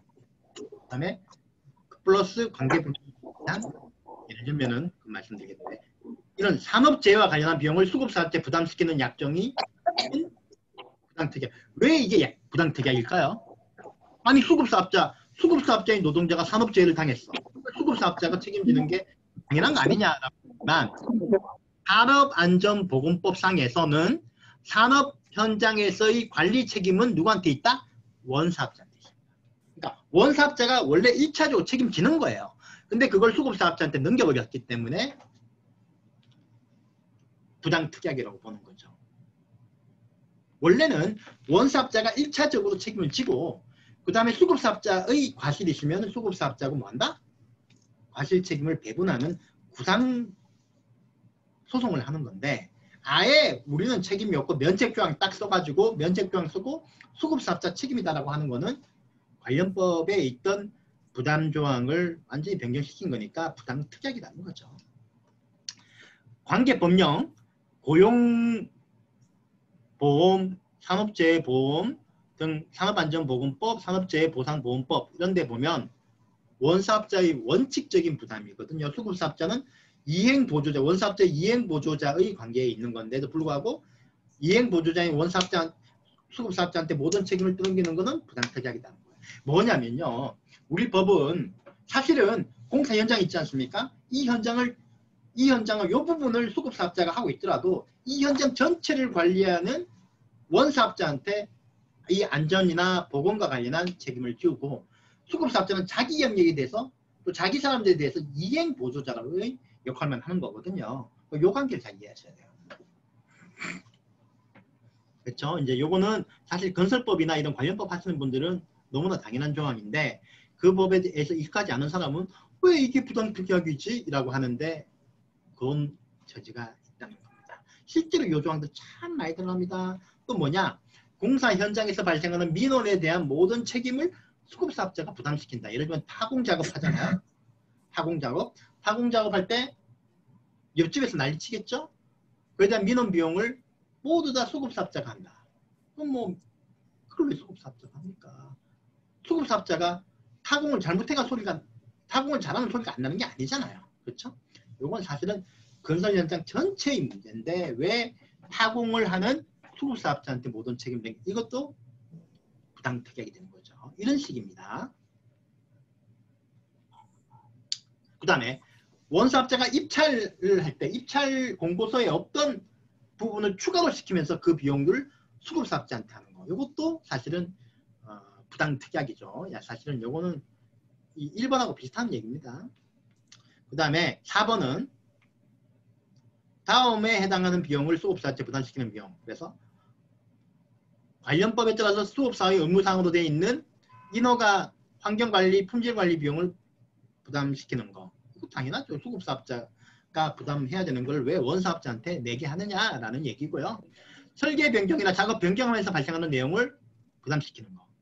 그 다음에 원사업자의 지시에 따른 재작업, 추가작업 등으로 발생한 비용을 부담시키는 거. 그 다음에 관련 법령 또는 계약에 따라서 원사업자에 부담해야 되는 하자담보 책임 같은 것을 부담시키는 거. 이런 거 다 예를 들면 이런 겁니다. 예를 들면 아파트 건설 공사를 하면서 창틀과 관련해서 하도급을 줬어요. 창틀과 관련한 모든 하자 보수는 네 책임이다라고 규정하는 거 이거 된다 안 된다? 안 됩니다. 왜냐하면 기본적으로 하자 담보 책임에 대해서는 수급사업자가 원사업자하고 같이 연대해서 책임지는 건 맞습니다만은 수급사업자가 책임질 부분과 원사업자 책임질 부분 둘 사이에서는 구상관계가 있는 거죠. 나눠야 되는 거죠. 설계 변경이나 원사업자가 제공한 자료 문제라든가 설계상의 문제라든가 아니면 다른 공사하고의 관계에서 문제라든가 이런 것들은 발생하는 것은 수급사업자가 아니라 원사업자가 부담해야 되는 거거든요. 그러니까 원사업자가 부담하는 부분이 있고 수급사업자가 부담하는 부분이 있는데 모든 걸 다 수급사업자가 부담한다고 하는 것은 부당특약이 되는 거죠. 이건 이제 사실은 건설법을 많이 해본 사람만이 알고 있는 건데 하자 담보 책임도 항상 뭐 수급사업자한테만 있는 게 아니거든요. 그 다음에 천재지변 등으로 인해서 작업기간 연장, 그러니까 공사기간이 그래서 작업이 지체돼서 공사기간이 연장됐어요. 이로 인한 위험 부담을 모두 다 수급사한테 부담시키는 것도 부당특약이다. 사실은 건설에서 이미 많은데 예를 들면 공사를 8월 31일까지 완료하기로 약속을 했는데 갑자기 천재지변 또는 심지어는 혹한이 일반적으로 있는 것보다 더 많은 혹한 얘가 작업을 못했다. 또는 예전보다 훨씬 더 많은 장마가 내려가지고 못했다. 그래서 한 달 미뤄졌다. 한 달 늦게 완공됐다. 이러면 원칙적으로 어떻게 되죠? 원칙적으로 어떻게 되죠? 네. 수급사업자의 계약 위반이죠. 이행지체가 되니까 지체 상금을 원래 원사업자가 수급사한테 부과할 수 있는 거죠. 이해되십니까? 그렇지만 천재지변 또는 수급사업자가 책임지지 않을 사유로 공사기간이 지연된 거라면 이 부분에 대해서는 수급사업자한테 책임지면 그러니까 공사기간을 계약기간을 연장시켜주고 이 경우에 지체상금 받으면 안 된다는 거는 나옵니다. 되시죠? 따라왔죠? 두 번째로 또 뭐가 있을까요? 공사가 연장되면 추가적으로 공사 비용이 증가합니다. 간접비. 예를 들면 사람들 인부가 며칠 놀면서 그 사람들 월급 줘야 되니까 그 비용, 그 다음에 밥값, 그 다음에 장비 대여료, 그 다음에 공사 현장 유지비 이런 것들이 들거든요. 그건 사실은 간접비와 직접비가 같이 들어갑니다. 이 비용 누가 책임지느냐? 여기는 플러스 알파로 수급사업자가 아니라 원사업자가 부담해야 되는 비용입니다. 이제 사실 요 5분 부분은 꼭 여기 이제 뭐 그냥 지연 이자만 부담시키는 것만 해당된다고 볼 수도 있는데 아닙니다. 수급사업자가 책임질 수 없는 사이로 공기가 연장되고 이로 인해서 늘어난 비용에 대해서 원사업자가 부담하지 않는 교장들은 부당특약입니다. 심지어 지금 그 서울지방법원에서 판결이 났고 고등부원의 개교적인 하나는 뭐냐면요. 수급사업자의 공기가 연장됐을 때 하도급 대금을 조정할 수 있다는 조항 자체를 안 둔 행위 이런 이 조정 조항을 안 둔 행위 부당특약을 볼 수 있다는 아주 진보적이고 과격한 원심 지방법원 판결이 나와 있는 상태입니다. 뭐 그거는 유지될지 안 될지는 봐야 되겠지만 그만큼 이 부분이 현재 실무에서 많은 문제를 일으키고 있거든요. 그 다음에 해당 하도급 대금 거래의 특성을 고려하지 않은 채 간접비를 일정 범위로 일률적으로 제한하는 행위. 다만 발주자하고 원사업자 간의 계약에 따른 간접비 범위와 똑같이 정한 것은 봐준다라는 조항이고요. 보통 이렇게 많이 하죠. 근데 여기 중요한 보통은 근데 특히 국가계약이 제일 그렇죠. 발주자하고 원사업자 간의 간접비 비율이 정해져 있잖아요. 그 비율을 그대로 넘기는 것에 대해서는 문제를 안 삼겠다라고 보는 거죠. 그 다음에 계약기간 중에 수급사업자의 원재료 가격 변동에 따른 조정 신청할 수 있는 권리를 제한하는 규정. 아까 5번하고 관계 있다고 했죠? 네. 그 다음 8. 위탁 내용을 확인하시 서면 추정 제도를 제한하는 내용. 그 다음에 수급사업자가 계약 이행 보정을 아니할 수 있는 권리를 제한하는. 뭐 법에 따르면 계약 이행 보정을 안 할 수 있는 경우가 있는데 그걸 제한하는 또 법 위반으로 보겠다. 그 다음에 수급사업자가 19조 각호에 해당하는 행위를 제한하는. 이 19조 각호라는 게 아까 얘기했던 그런 보복행위와 관련되는 거니까 공정거래위원회에 신고하거나 조정 신청하거나 서면 실태조사 영하거나 뭐 관계기관 제보 이런 것들을 못하게 하는 것도 부당특약이라고 보고 있고요. 그 다음에 수급사업자의 기술자료를 다음과 같이 제한하는 거. 수급사업자가 하도급 거래를 준비하거나 취득하는 과정에서 취득한 정보를 원사업자한테 귀속시키는 거. 다만 여기서 중요합니다. 다만 원사업자가 수급사업자의 취득 과정에서 소요되는 재반 비용의 상당 부분을 부담하거나 동종 유사한 것에는 대가를 지급하고 취득하는 즉 적단 사유가 있는 거예요. 이건 뭐냐면 다만 이거는 그냥 그거예요. 수급사업자한테 원사업자가 기술 개발을 위탁시킨 거죠. 기술 개발 위탁 대금을 주고 위탁시킨 거니까 그 기술을 원사업자한테 취득하는 것 자체는 그걸 막을 수는 없다. 다만 기술 위탁도 안 시키고 수급사업자가 자기 일하면서 얻은 기술을 왜 원사업자가 가져가느냐 이런 거거든요. 근데 하나 쟁점이 있습니다. 뭐냐면 공동개발이라고 하는 게 있어요. 원사업자가 수급사업자한테 하도급을 주면서 이런 거를 개발하라고 주지 않습니까? 그러면서 자기가 갖고 있는 기술 자료를 줘요. 그리고 그걸 바탕으로 수급사업자가 자기 거를 개발했지 않습니까? 이거 공동개발이죠. 왜냐하면 원사업자의 기술이 기반 기술이 되고 거기다가 수급사업자가 합친 거거든요. 요거는 기본적으로 양자가 공동 소유입니다. 이런 경우는 수급사업자의 기술 자료가 아니에요.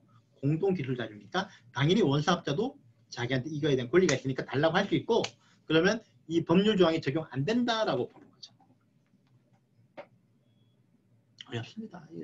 정말 제가 보기에는 하도급과 관련해 가지고 다루는 공무원들이 대단하신 것 같아요. 이런 걸 이 모든 영역에 대해서 다 알아야 되잖아요. 이 지적재산권까지. 그다음에 하도급 그대로 준비하거나 수행하는 과정에서 취득한 비밀 자료를 비밀 정보를 나는 부담 안 하고 수급사업자만 비밀 유지를 해라라고 하는 거 이거 좀 부당하잖아요. 내노남불 있지 않습니까? 그것도 안 된다. 그 다음에 수급사업자 의무를 법이 정한 기준보다 높이 설정하는 거.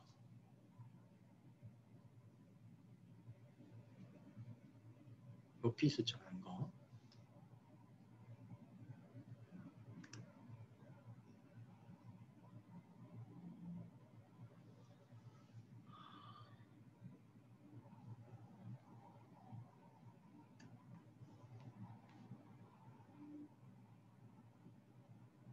잠깐만요.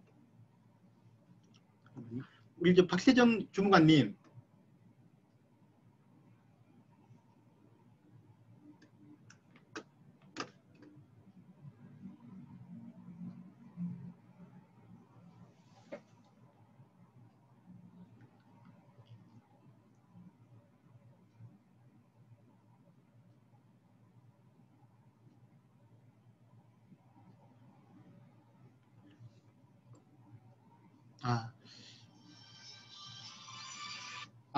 혹시 지금 기록되고 있는 건가요?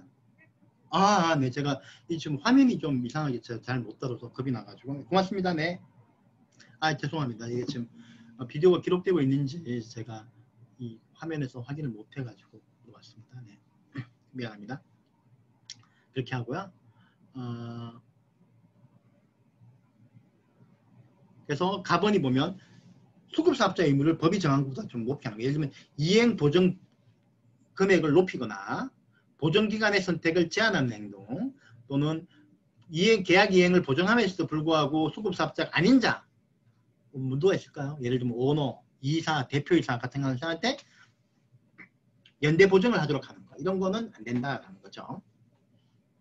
그 다음에 원사업자의 의무를 수급사한테 부담하는 거 검사 비용은 원사업자가 부담이거든요. 그런 거를 수급사업자한테 부담시키는 거라든가 결과 통지에 따른 수급사업자 이의제기를 제한하는 조치, 원사업자가 부담해야 되는 안전조치, 보건조치 등 산업재해 예방비용을 수급사한테 부담하는 약정. 이거 좀 겹치는 느낌이죠. 여기랑 겹치죠. 근데 그건 뭐 할 수 없습니다. 26개라고 하고 있지만 정확하게는 그렇지 않지만 겹치는 조항들이 많이 있어요. 왜냐하면 법에서 만들고 시행령에서 만들고 다시 고시에서 위임해서 만들다 보니까 겹치는 것들이 생기기 마련이죠. 그 다음에 수급사업자의 계약상 책임을 가중하는 경우, 예를 들면 당사자 간의 이견이 있을 때 계약 내용을 원사업자의 의사에 따라 정하도록 하는 약정이라든가, 말이 안 되죠. 그렇죠? 그 다음에 발주자와 원사업자 간의 계약 조건이 수급사업자인데 안 줘놓고 백투백으로 한다. 그러니까 원사업자와 수급사업자 계약에도 발주자의 계약 조건이 적용된다고 규정하는 거. 이거는 말이 안 되죠. 자기 발주자의 계약 조건을 주고 그렇게 해야 되는데. 그리고 또 하나 더 있습니다. 하도급법에서 또 필요한 게 뭐냐면요. 원사업자가 발주자하고 했던 계약 내용을 반드시 수급사업자한테 강요하면 안 돼요. 만약에 그게 하도급법 위반이거나 수급사업자한테 부당하게 불리한 경우는 발주자한테 그 계약 조건으로 한다는 이유만으로 수급사업자한테 강요할 수 없습니다. 그걸 백투백 계약이라고 하는데요.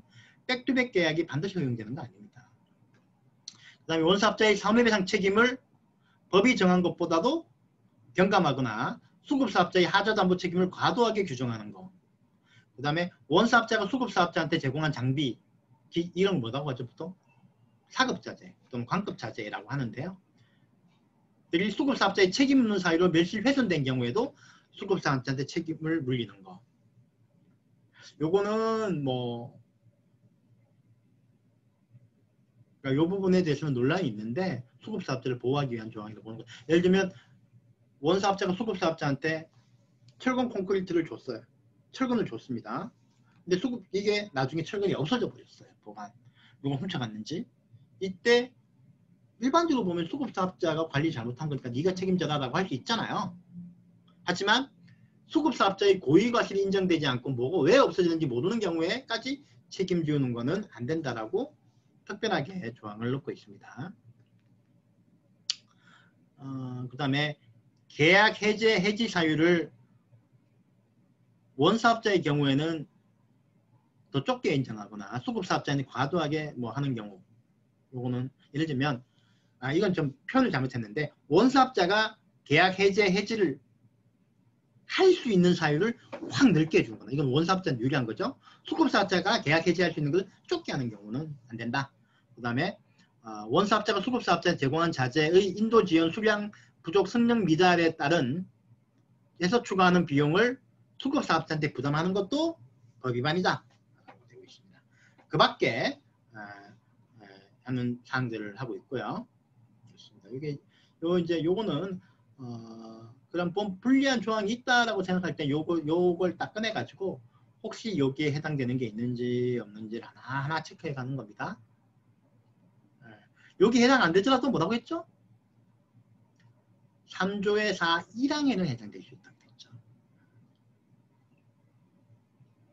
그리고 겹치는 게 있지만 중복해서 적용될 수 있는 거니까요. 하시면 됩니다.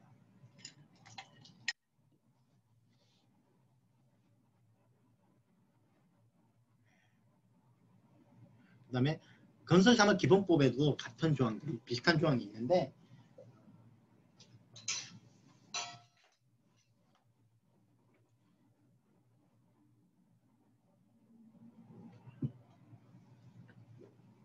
적용하시면 됩니다. 다만 이제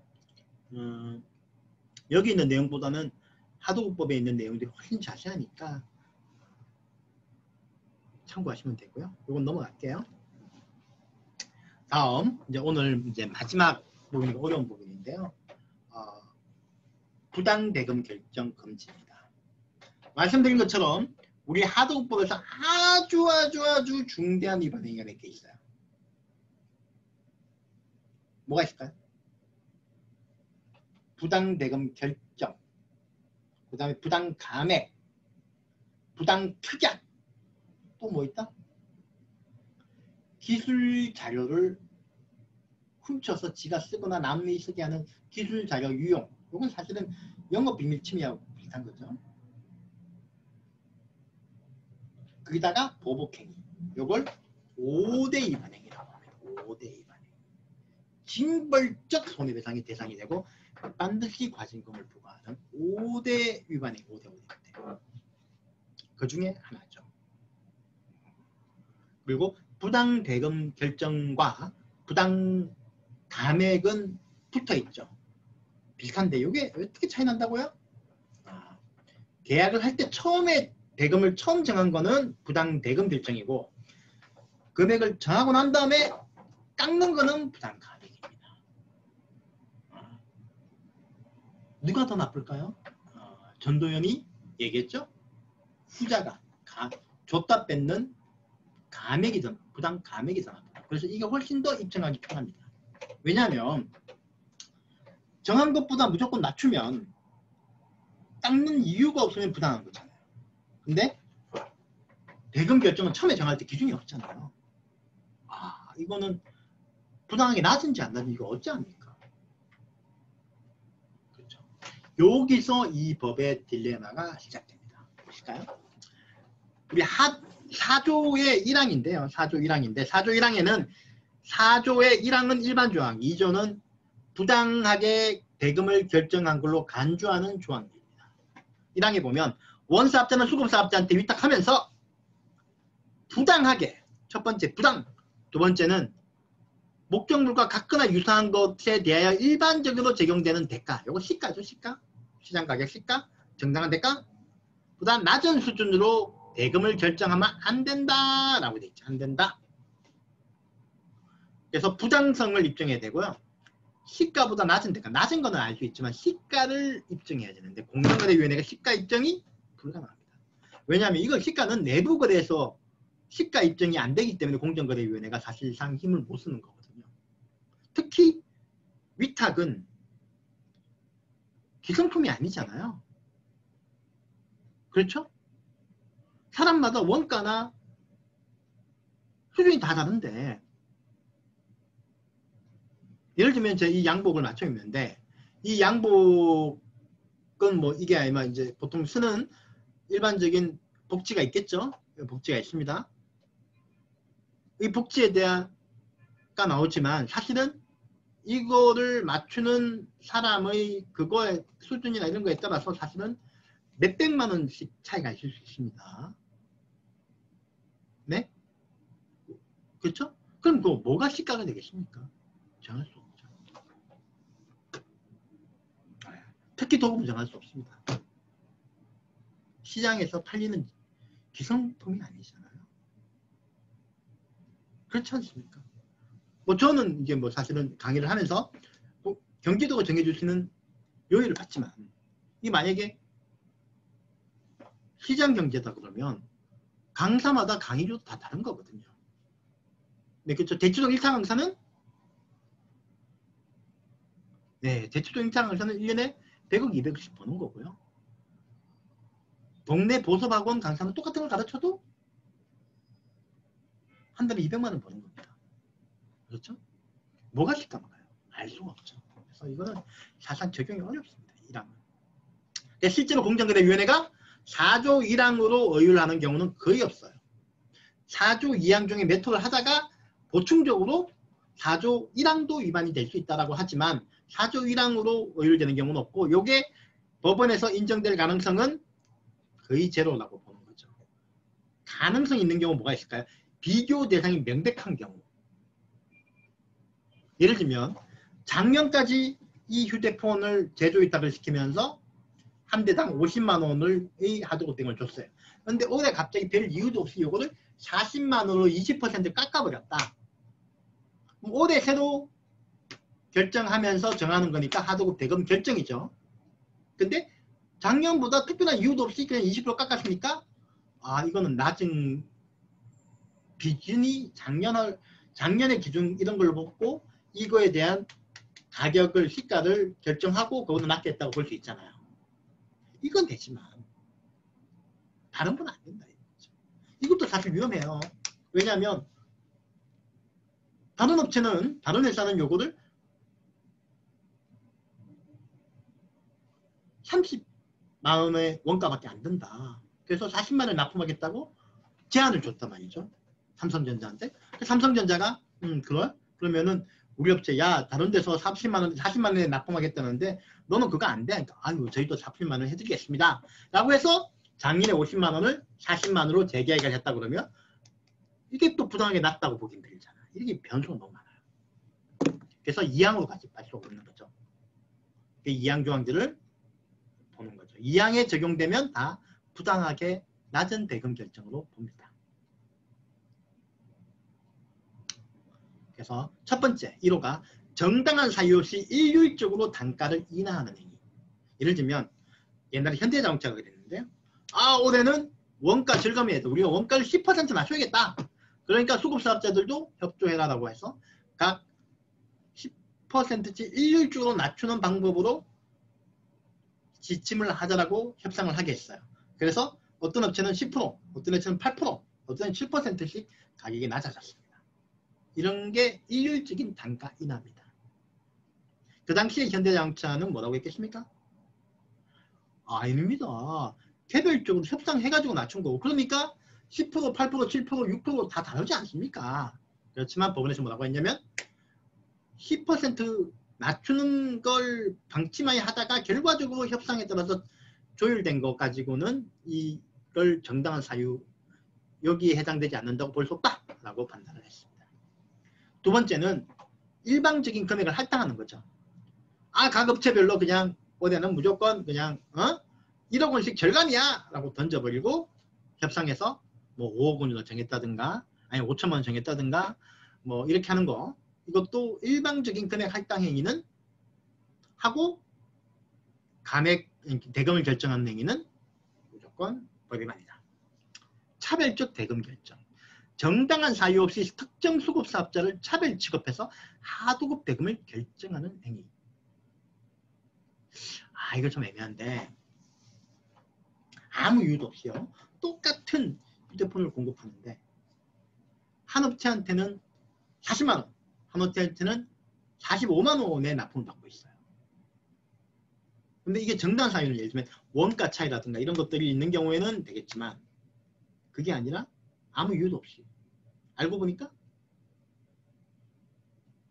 그 한 업체가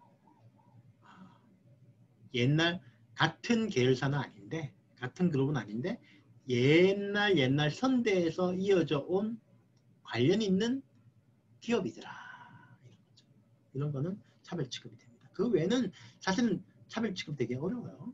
왜냐하면 여러 가지 이 도급이라고 하는 건 여러 가지 변수가 많잖아요. 원가가 다를 수도 있고 그 다음에 개별 협상을 금지시키지는 않거든요. 협상력 차이가 있을 수도 있는 거죠. 예를 들면 A라고 하는 업자는 일감이 너무 없고 그래서 우리는 40이라도 하게 해주세요 라고 한 거고 B는 일감이 많아가지고 그리고 B가 또 좀 더 품질이 좋거나 뭐 또 보장력이 낮을 수도 있고 여러 가지 이유가 있기 때문에 사실은 차별적 대금 결정에서 대금이 달라야 되고요. 또 하나 입증이 되려고 그러면은 그 유리한 대금을 받는 사람이 유리하게 대금을 받는 이유에 대해서 조금 그 관계가 있어야 돼요. 사실 적용되기가 쉽지 않습니다. 기망적 하도급 대금 이게 진짜 나쁜 거죠. 이거는 사실 해당되면 사기죄로도 형사 고발도 가능합니다. 뭐냐면요. 대금을 결정하는데 필요한 정보를 거짓 정보를 줘가지고 또는 거짓 약속을 하고 대금을 낮게 결정하고 뒤통수를 때려내는 놈이죠. 예를 들면 보통 이렇게 이걸 납품받는데 아 올해 우리 이 스마트폰 이거 100만 대 예정이니까 단가를 입찰하자. 그리고 100만 대니까 그래서 100만 대면 야 규모의 경지도 있고 나 이거 꼭 받아야겠다 싶어가지고 개당 30만 원을 했어요. 근데 실제로는 50만 개도 안 만들어서 주문 안 했어요. 그렇다고 해서 법위반이냐?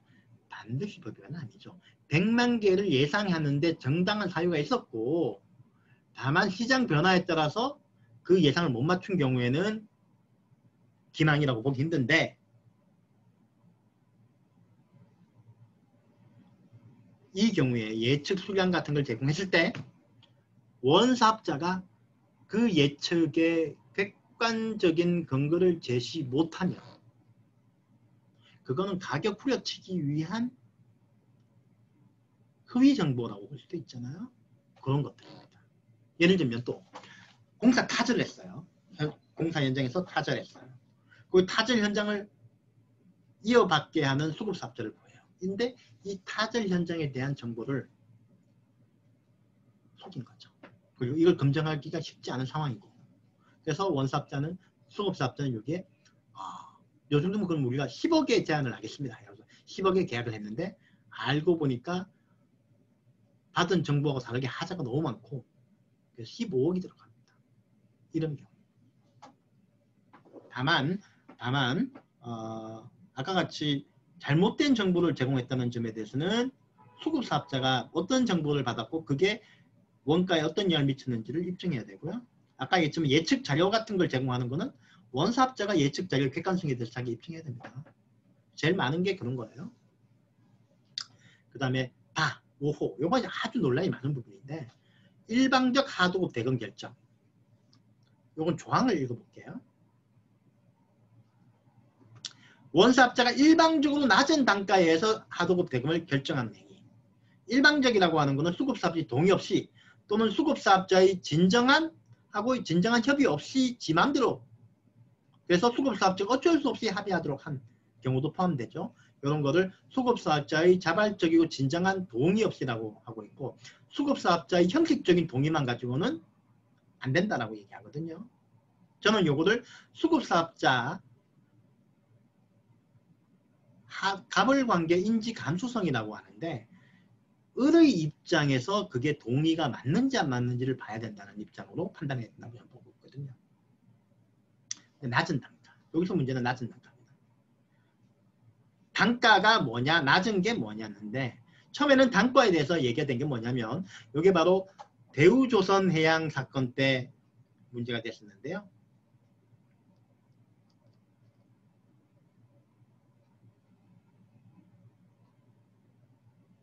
대우조선해양 때는 대우조선해양과 같은 경우에는 어떻게 하냐면 그게 거의 노무 하도급이죠. 인력 하도급인데 요 부분을 짓는데 그러면 하도급이 얼마나 하느냐? 이걸 보통은 너무 이게 많잖아요. 그래서 시수 곱하기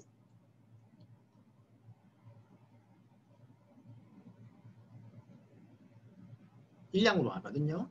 그런데 여기서 이제 이 시수를 정하거나 이럴 때 시수에 대해서 매년 어차피 10달 되니까 시수가 줄어들어야 된다고 해가지고 시수를 학습 커브를 이용해서 낮춰간 거죠. 이 부분에 대해서 수급사업자의 동의 없이 일방적으로 시수표를 만들어서 적용했습니다. 이때 그래서 일방적인 단가 인하 아니냐라고 문제가 됐었고요. 그에 대해서 단가 개념에 대해서 다툼이 벌어졌어요. 그래서 원사업자하고 서울고등법원은 뭐냐면 단가라고 하면 물건 한 단위당 가격을 얘기하는 거다. 근데 시수는 단위당 가격이 아니니까 이런 건 단가가 아니다. 땡! 했는데 대법원은 단가라는 표현이 그건 맞지만 포괄적으로 봐야 된다. 그래서 가격을 결정하는 모든 요소를 단가로 볼 수가 있다. 심지어는 가격 자체도 단가다라고 해서 시수도 가격을 결정하는 요소이기 때문에 단가는 된다라고 봤어요. 하지만 대법원도 공정거래위원회의 처분을 취소했는데 이유는 뭐냐면 그렇지만 단가는 맞지만 낮은 단가여야 되는데 이 낮다는 기준은 똑같이 목적물과 같거나 유사한 것에 대하여 적용된 일반적으로 적용되는 단가를 얘기한다. 그래서 일반적으로 적용되는 단가가 되기 위해서는 시수뿐이 아니라 일량까지 포함돼 가지고 시수 곱하기 임금을 다 해야 되는 거 아니냐. 근데 전체적인 가격 자체는 사실은 실수는 뚫어졌지만 특성상 뭐죠? 임금은 계속 오르죠. 그래서 실제로는 떨어지진 않았다. 그래서 부당 하도급 대행 결정이 아니다라고 봐버렸거든요. 근데 이게 뭡니까?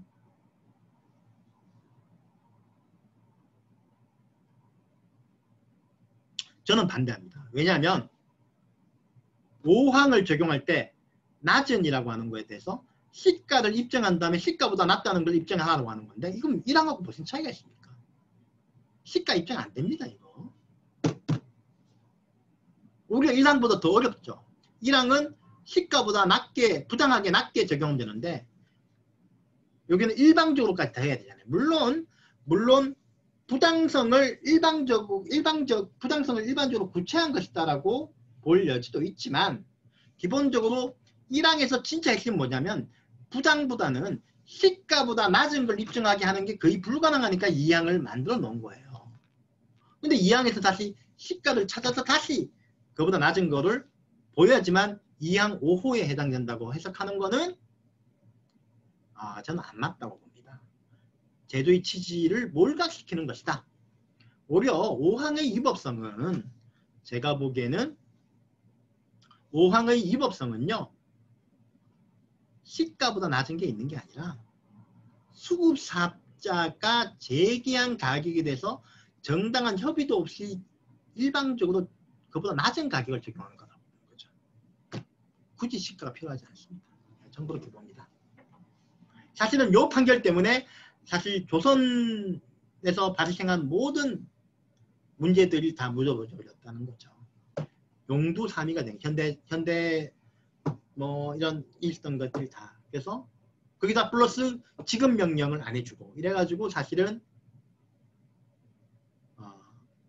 조선산업에서 수급사업자들이 거의 보호를 못 받았죠. 많이 안타까운 부분입니다. 됐고요. 다음으로 가보겠습니다. 수의계약에서 정당한 사유 없이 직접 공사비 합계보다 낮은 하도급 대금을 결정. 수의계약에서요. 발주자하고 원사업자 간에 직접 공사비 항목이 있거든요. 요것보다 수급사업자의 하도급 대금을 낮추게 해주는 거는 저거는 무조건 안 된다라고 하고 있습니다. 요거는 건설업계에서 이제 기본적으로 나오는 거라서. 다만 어떤 경우에 가능하느냐. 수급사업자가 특별한 기술이 있어가지고 원가가 매우 낮은 경우. 그래서 수급사업자가 손해 안 보는 게 명백한 경우.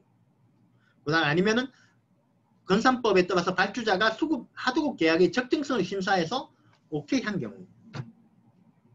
그러니까 사실상 이런 거 해당 사항 되는 경우 거의 없는 거죠. 그래서 이건 수의계약이라서 지명 경쟁 입찰인 경우에는 동료의 적용이 없다고 하고요. 그 다음에 경쟁 입찰에서는 정당한 사유 없이 최저가 입찰 금액보다 낮은 하도급 대금을 결정하는 거. 요거는 예능이 없습니다. 최저가 입찰 제도로 갔어요. 그리고 거기 최저가 나와 있습니다. 요거보다 하도급 대금이 결정적으로 낮다 그러면 법 위반이라는 거죠.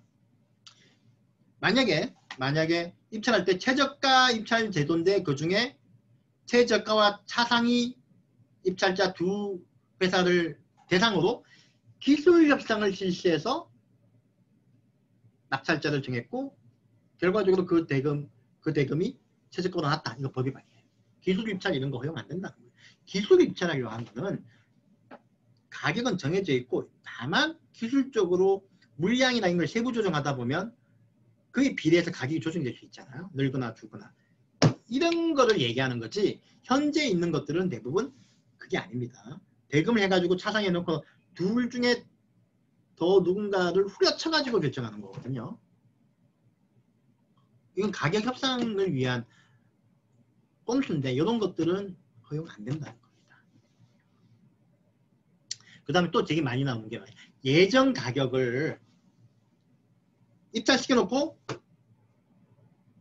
예정 가격 미달이라는 이유로 날려버리고 다시 재입찰을 시켜가지고 결과적으로 낙찰자를 정했어요. 근데 그 낙찰자의 그 하도급 대금이 최초에 유찰됐던 최저가보다 낮으면 법 위반이라는 거예요. 예정 가격을 기재할 거면 그걸 입찰 공고문이 반드시 예정 가격을 기재를 했었어야 된다는 거죠. 그렇지 않으면은 법 위반이다. 사실 이거 아주 복잡한 게 많은데 기본적으로 최저가보다 낮은 대금 결정이 됐다면 최초의 최저가보다 그건 거의 일단 법 위반이라고 생각하고요. 그거를 정당화시킬 수 있는 특별한 사유는 원사업자가 입증해야 돼요. 예를 들어 가지고요. 이런 겁니다. 최저가 입찰 제도에서 원사업자가 예전 가격을 초과하는 경우에는 유찰시킨다 라는 점을 사전에 고지했다면 그건 정당한 사유가 될 수 있다. 근데 사전에 고지 않으면 안 됩니다. 그 다음에 실행 예산이나 예전 가격이 사전에 존재하였음과 그 실행 예산과 예전 가격이 적절한 수준으로 정당한 것임에 대해서 입증돼야 됩니다. 예를 들면 예전 가격을 입찰 공고문에 딱 정확하게 박아놓는 게 제일 중요하지만 예전 가격에 대해서는 결정 방법만 알려주고 금액은 안 해요. 왜냐면 랜덤으로 정할 수 있게 할 수도 있거든요. 그 경우에는 예전 가격을 밀봉하여 미리 개찰 장소에 두거나 실행 예산이나 예전 가격에 대한 공정을 받아두는 방식과 같이 예전 가격이 객관적으로 존재하고 바뀔 수 없다는 걸 입증하면 정당한 사유가 인정이 될 수도 있다. 그 다음에 예전 가격과 실행 가격도 무조건 정하면 안 됩니다. 합당한 거여야 돼요. 원사업자의 외주비를 절감하기 위한 목적으로 하는 게 아니고요. 원사업자가 실제 집행 가능한 예산의 최소 한도 등을 고려해서 합리적으로 결정된 것만이 정당한 예전 가격으로 인정을 받습니다.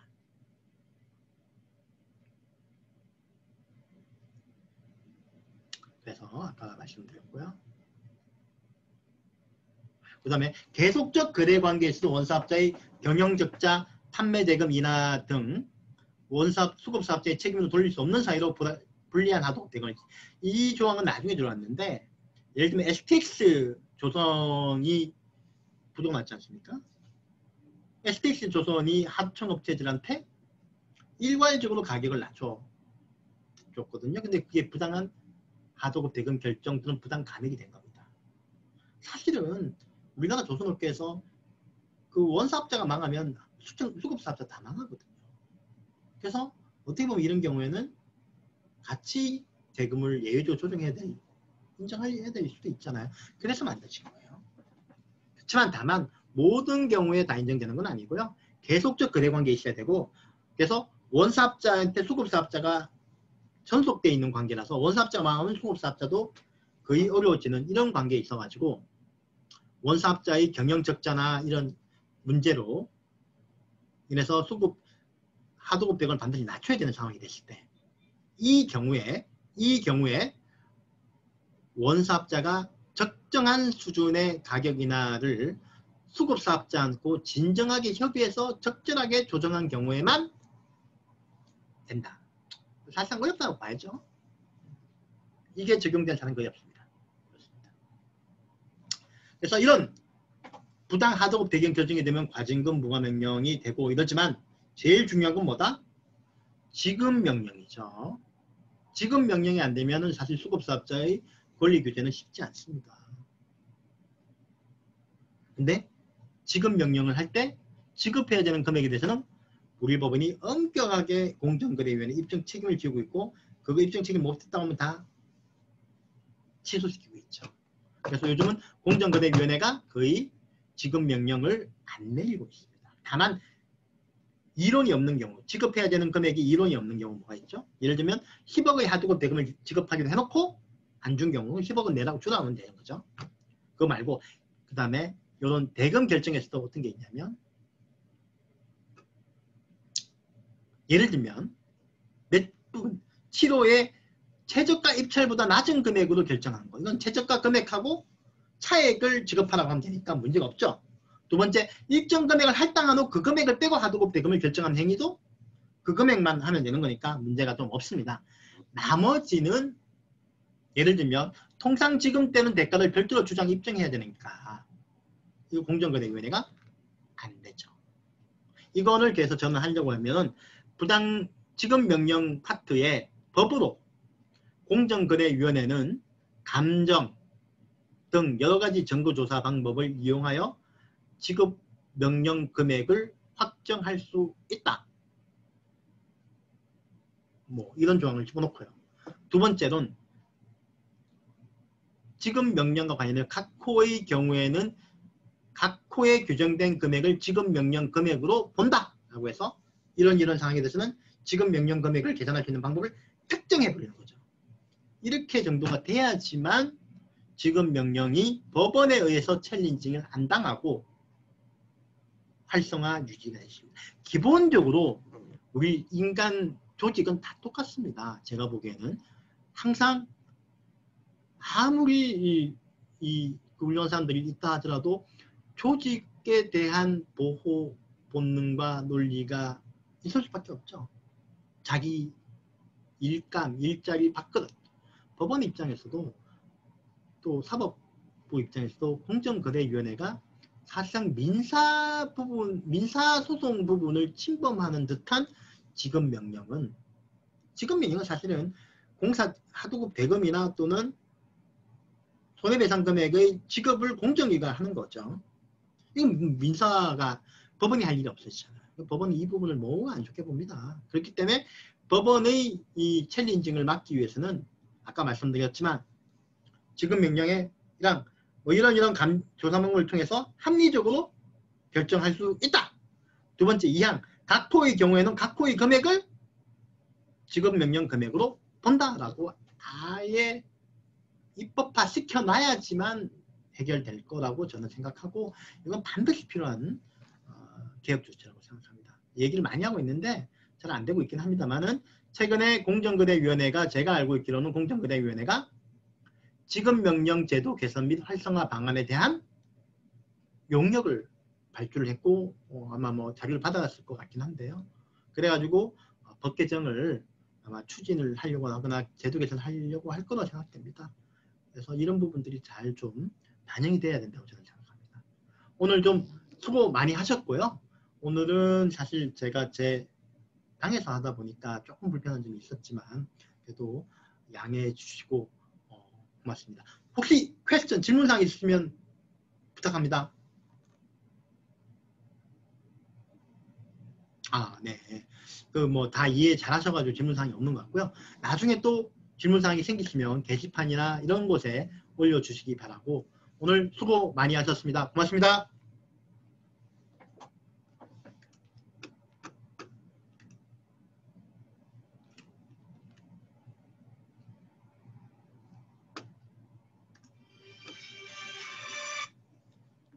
네, 여보세요? 네, 고맙습니다.